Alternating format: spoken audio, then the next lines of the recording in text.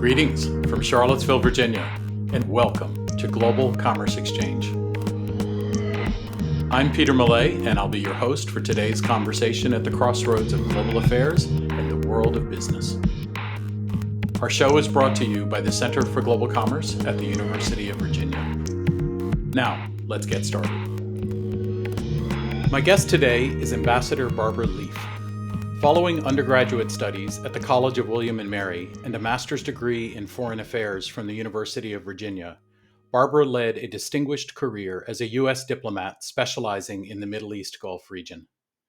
Over the course of her career, she has served in numerous State Department roles, including as Deputy Assistant Secretary of State for Iraq, Deputy Assistant Secretary for the Arabian Peninsula, the First Director of the Office of Iranian Affairs, and in postings throughout the region, including in Basra, Cairo, Jerusalem, and Tunis.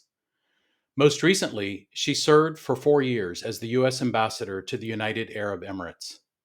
Following her retirement in 2018, Barbara joined the Washington Institute as a senior fellow, where she directs the program on Arab politics. Ambassador Leaf, a warm welcome to the podcast. Thank you so much, Peter. It's almost as good as being at UVA myself. Well, we really appreciate your time today.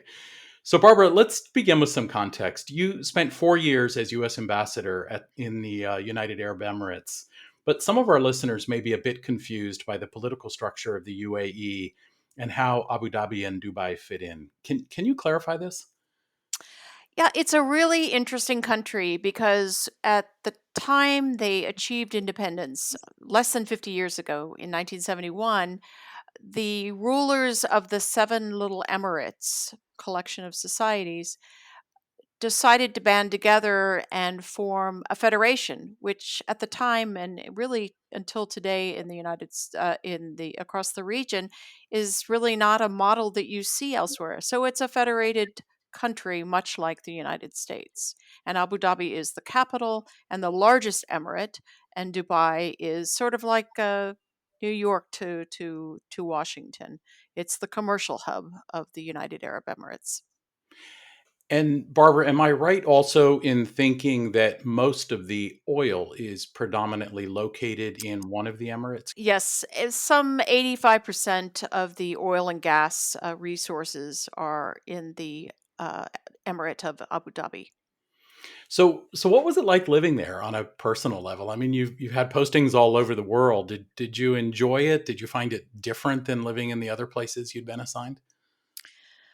It was very, very different. I had never lived in the Gulf. I had worked on Gulf issues. I had traveled there for work. I had made one holiday trip there to Oman with my family. But living there was really interesting because it's a society that is a mix of Bedouin and seafaring elements and traditions.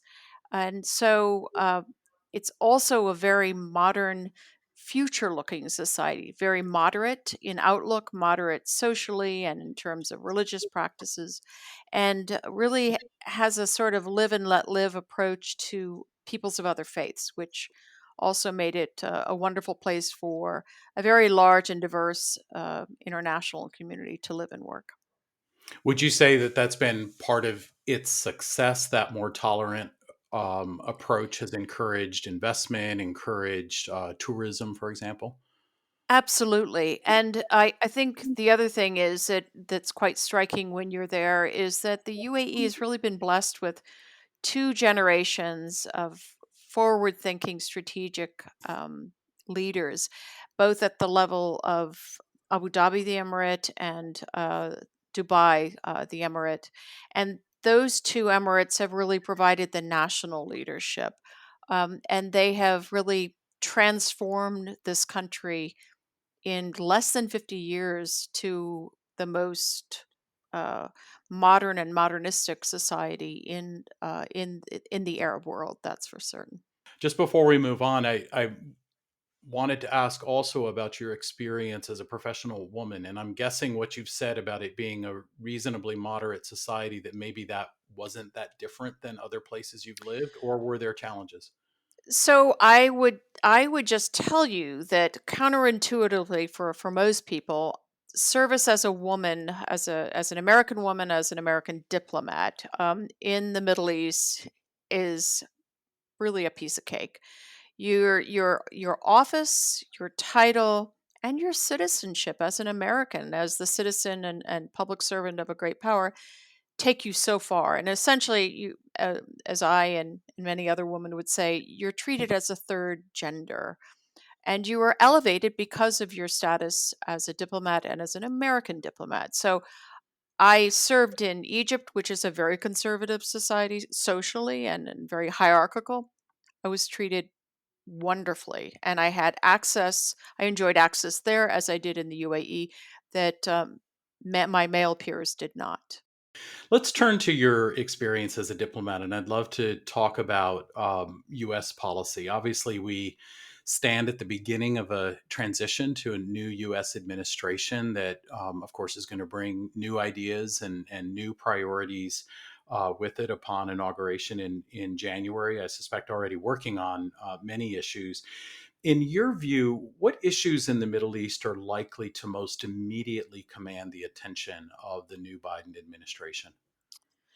So, Peter, I would say there is the typical syndrome where a new president, a new administration comes in, set in its own mind as to its priorities, both domestic and foreign. And of course, President-elect Biden has just a towering heap of domestic issues of enormous urgency and importance to tackle and to prioritize. But when he turns to foreign affairs, he has elaborated consistently that the Middle East will drop in priority for him. But when he talks about the Middle East, he talks in terms of the primacy of the relationship with Israel, uh, the need to do new negotiations with Iran, and the need to find some sort of reassessed relationship, redefined relationship with Saudi Arabia. But I can assure you, the region is waiting with a whole series of other issues of enormous urgency and complexity. So tell me a little bit more about each of those. Obviously, the relationship with Israel over the last year or two of the Trump administration has certainly been active. There have been new recognitions of the state of Israel. Is that what's going on there, and are those policy initiatives likely to continue going forward? Can we expect to see, for example, more Arab countries recognizing the state of Israel? So I certainly think that is possible, that last piece, that this will open the way eventually, and I stress eventually, to other states moving in that direction. I would not expect Biden to prioritize pushing these states in the way that the Trump administration has. And I say pushing because the speed with which, be it Qatar, Saudi Arabia, Morocco, move towards normalization vary enormously. And you saw with Bahrain and Sudan that it was really under pressure from the Trump administration that they moved forward. On the other hand, the UAE took that initiative, but I really don't see another state right now in the region that will initiate that kind of move, at least expeditiously. So, most important to you as someone with deep expertise in the region? If you were advising the Biden administration, what would be number one and number two on the Ambassador Leaf list of priorities? Understanding that President elect Biden wants to prioritize a whole set of other regional issues of considerable moment and relationships, like the one with China, which really have global dimensions and import. Nonetheless, we have abiding national security interests that can be knocked about and injured if we step away from and sort of turn our back on the many boiling pots in the region. I would not propose that he dive right into Syria, but as he begins to roll up his sleeves and get ready to engage with Iran, he has got to keep in mind that there is an elaborate sort of geometry that connects how he deals with these Gulf countries, including Saudi Arabia, how he deals with Israel, how he helps Iraq achieve a modicum of stability and in this squeeze play that it has been in between Iran and the U.S. Um, Not all roads lead to Iran, but Iran has managed to intrude itself into into many regional conflicts, and they will not abate unless there's strong U.S. leadership, some engagement, and certainly some effort to disentangle Iran from these conflicts. Okay, well, let's get into that a little bit more. I mean, you served as the first director of the Office for Iranian Affairs, so obviously know of what you speak. From my perspective, not really knowing a whole lot about the situation, it just seems to me that the U.S. whipsaws between engagement and confrontation.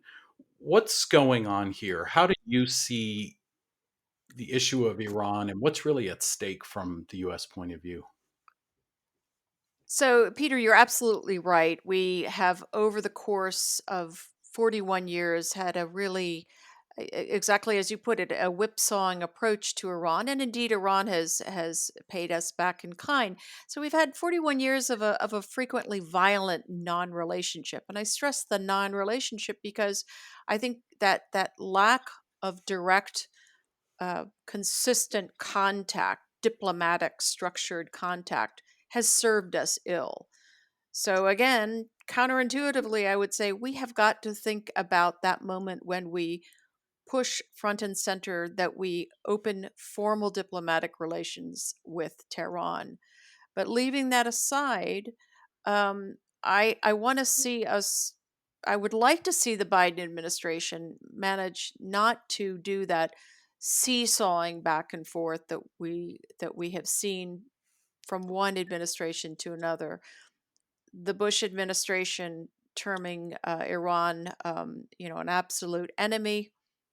Uh, Obama pushing in the direction of narrow negotiations with Iran that achieved a substantial piece of negotiation, but then assumed that that would sort out the rest of the issues. And if anything, left some of our partners thinking that somehow Washington was tilting towards Iran. And then you've had the other swing in the other direction with Trump and the maximum pressure campaign.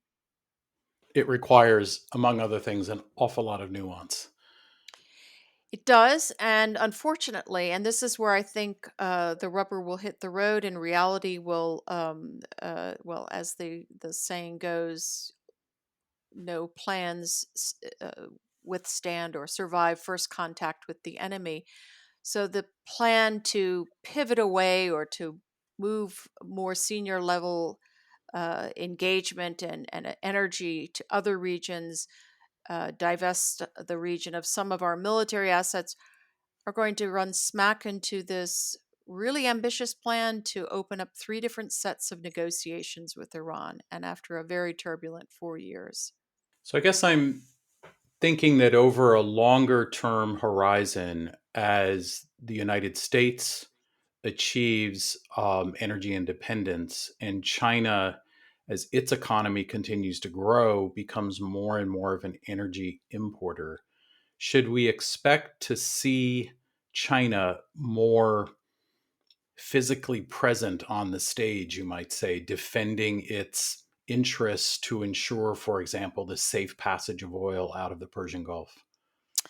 Well, that's really an interesting question, and to date, China has, you could say, as President Trump has said, and others have said, China's been a free rider on the U.S. defense and security guarantees, the U.S. security shield that has existed for 40 years over the Persian Gulf and those countries. Does China want to step in and succeed the U.S. and take on that burden? Not at all. Is the U.S. walking away from it? It really looked like it last summer when you had a series of Iranian attacks on Gulf energy infrastructure and shipping, and very little in the way of a U.S. response beyond rhetoric.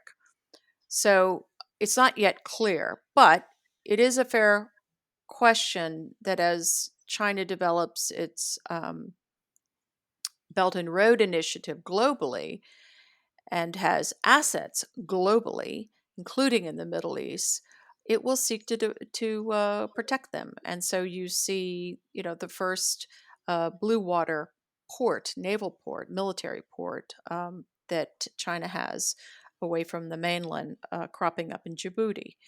I think this is something that the Biden administration will watch very, very carefully. And I think this is where the Gulf countries have got to step carefully as well.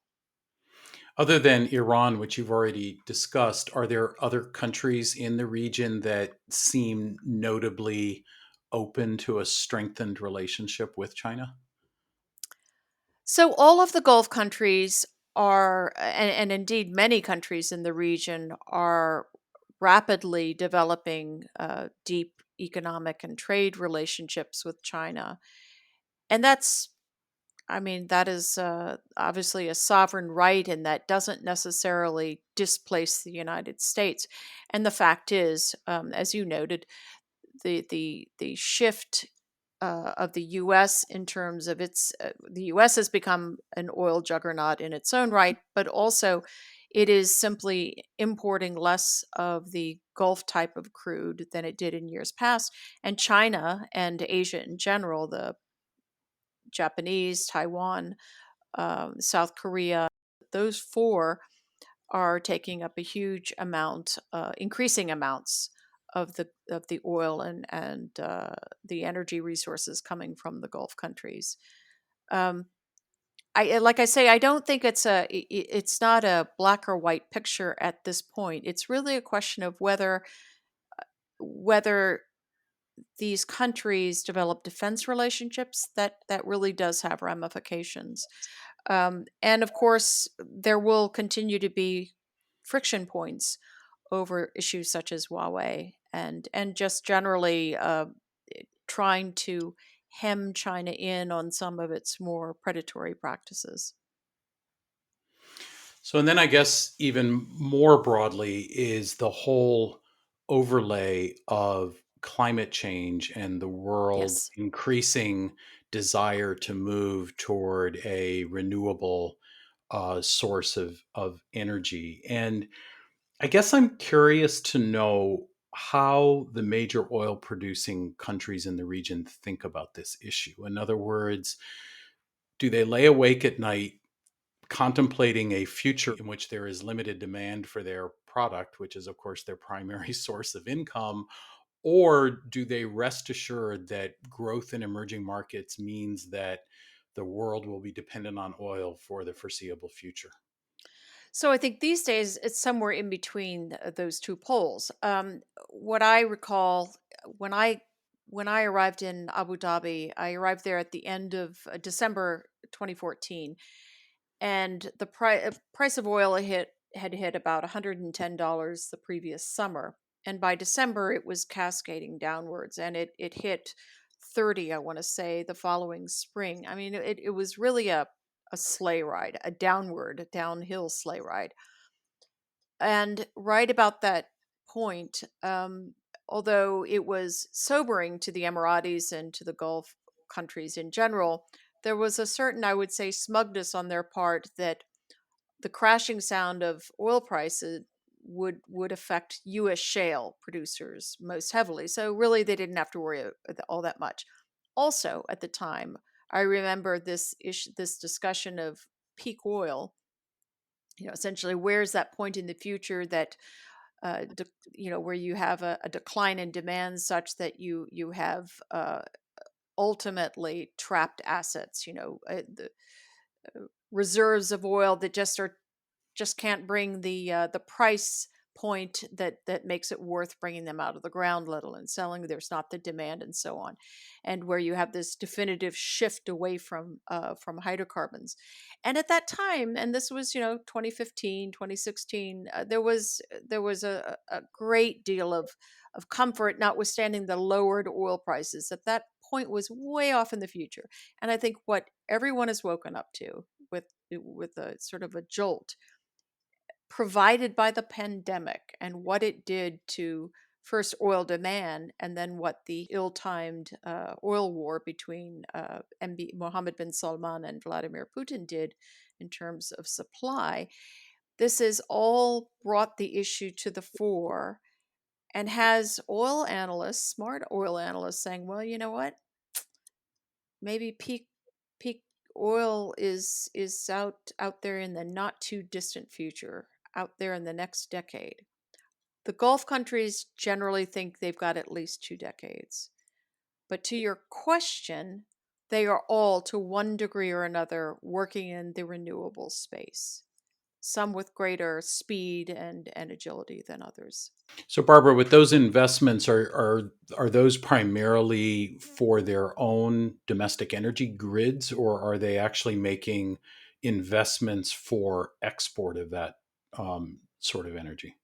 A mix of both. This goes into the space of economic diversification, which is a whole other topic that of enormous priority for these governments. And Saudi Arabia has been much in the news, of course, since 2016, when the Crown Prince unveiled what they call Vision 2030, which is essentially a socio-economic transformation of the kingdom, but which is premised on taking the Saudi Arabia firmly away from its heavy reliance on oil and gas, but principally oil as the driver of the economy, and investing in manufacturing, in a new tourism industry, in renewables, and so on.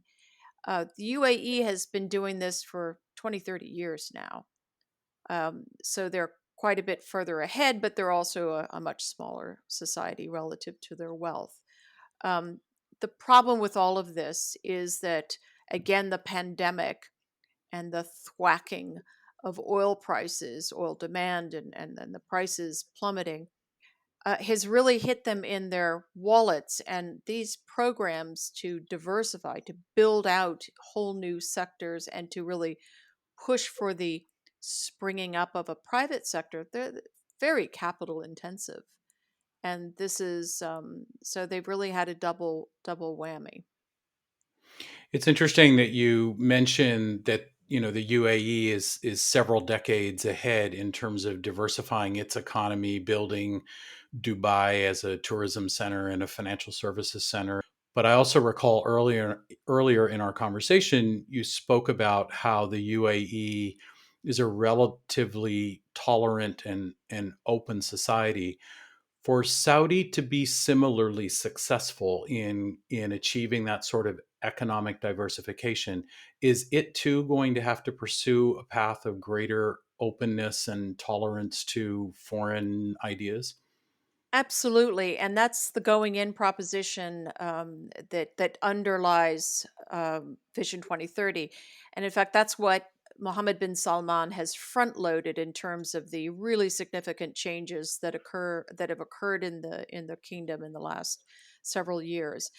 One of the first things he did, which was most popular and achieved the most immediate results in terms of not just public satisfaction, but just sort of clearing the public space, was pulling back the religious police.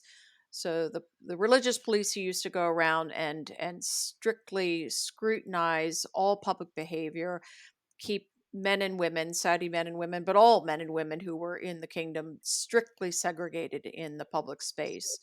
Make sure, they made sure that women were fully cloaked and garbed, and women couldn't drive, and so on. So the first 2 years of Vision 2030 arguably were kind of the easy stuff, and they were the most popular stuff because it was really throwing open the windows, metaphorically, letting in a lot of sunlight, bringing in a lot of outside cultural and entertainment elements, activities, singers. I mean, things that they had not had in the kingdom for 60 years. So that was to set the stage for a lot of these other economic changes, and getting young Saudis, to go into service jobs, to work in a hotel or to work in tourist industry, hotel, restaurants, and so forth, museums. That's a sea change. And it's not done overnight, but one thing Mohammed bin Salman has demonstrated, and he's got plenty of detractors for a lot of reasons that I could elaborate. He's a young man in a hurry, so he pushed a lot of really dramatic cultural changes to modernize Saudi society. That is a necessary precursor to a modern business friendly economy. So, also like the UAE, would you expect over time more immigration into Saudi Arabia for, both the construction sector and the service sector and elsewhere in? No, actually not, because his biggest problem right now, and the problem that was one of the problems that was front and center in his mind and in the minds of those who crafted the plan, was unemployment of Saudis, of young Saudis.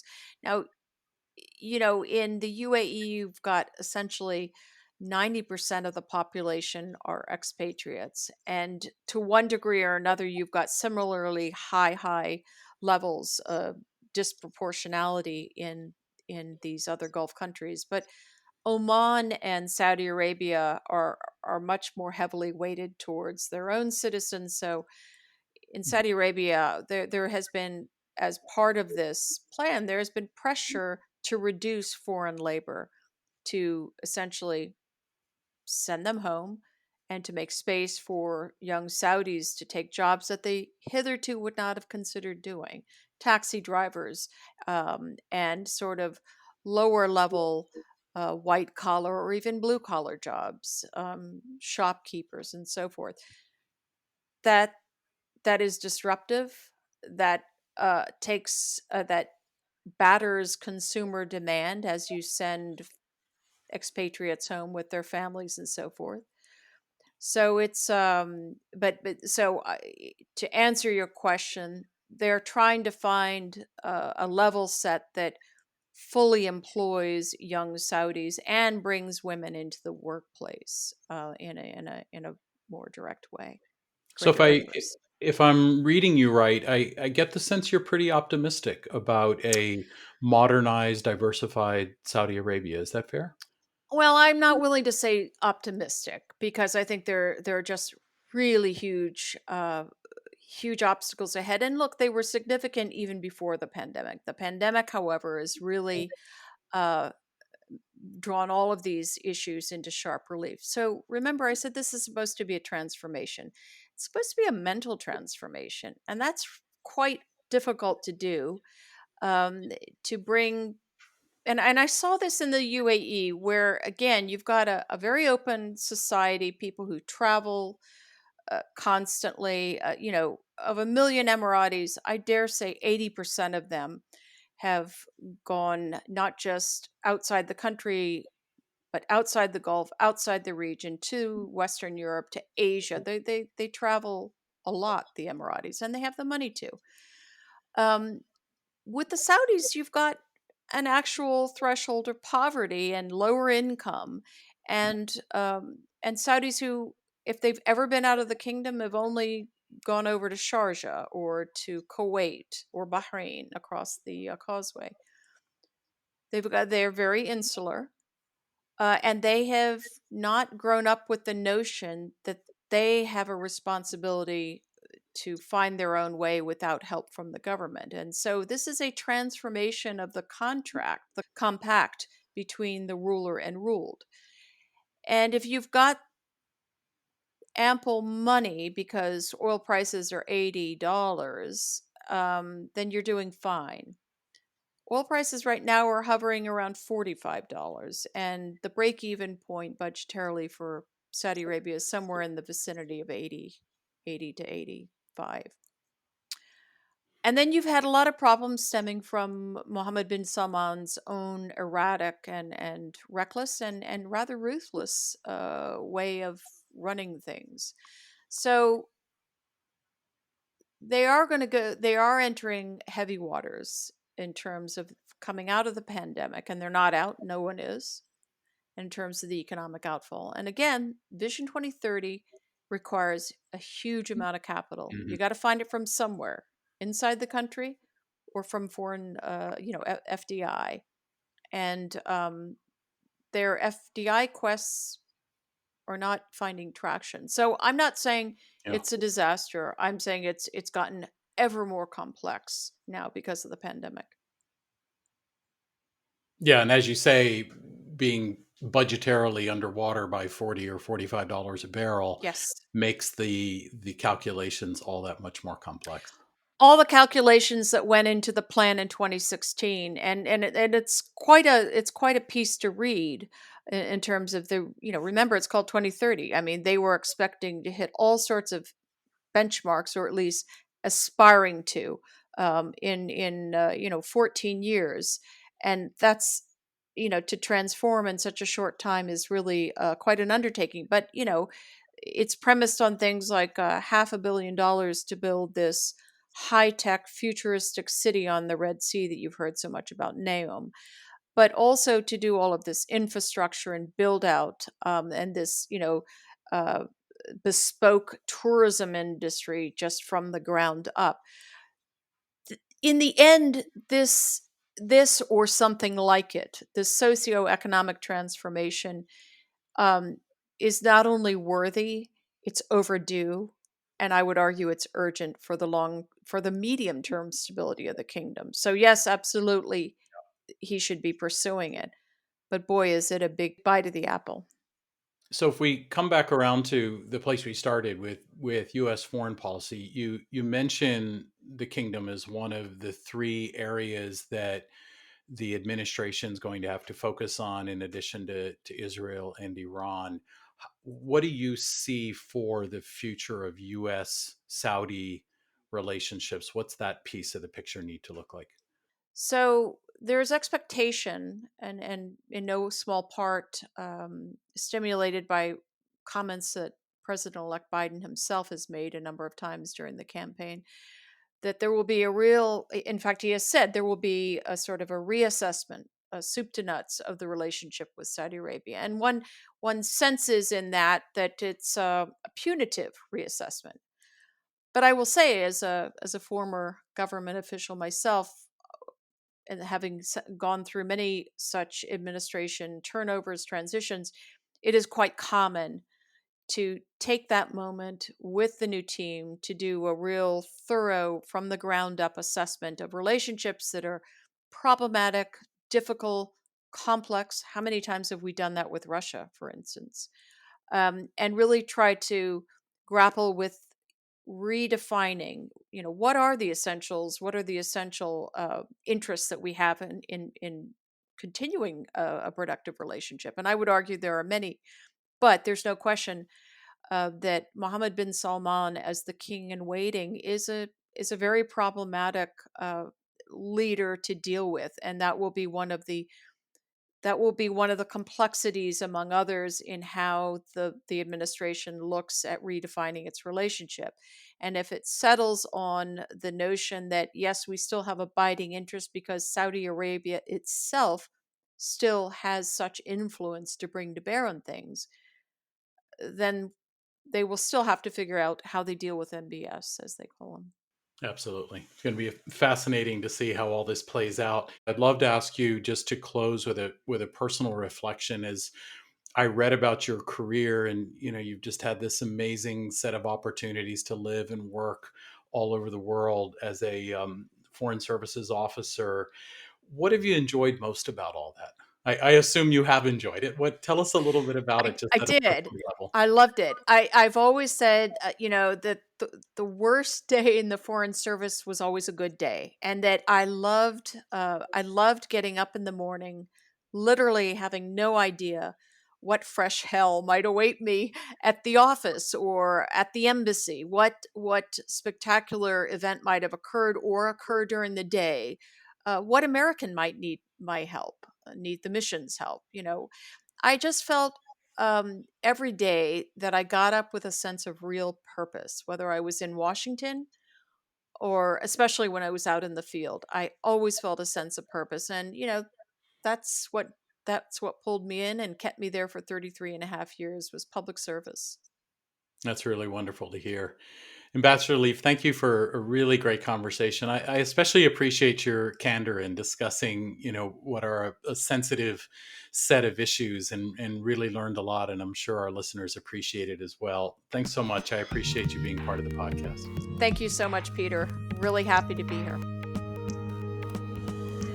Global Commerce Exchange is produced at the University of Virginia's McIntire School of Commerce by Rick Carew, with support from McIntire student Priti Nandi. The views and opinions expressed on the podcast are those of the guests and host and do not reflect the official policy or position of either the school or the university. Sign up for future shows at globalcommerce.substack.com and subscribe to Global Commerce Exchange wherever you get your podcasts. Thanks to our listeners and to those who submitted such great questions. We look forward to being with you again soon. And as always, go Who's!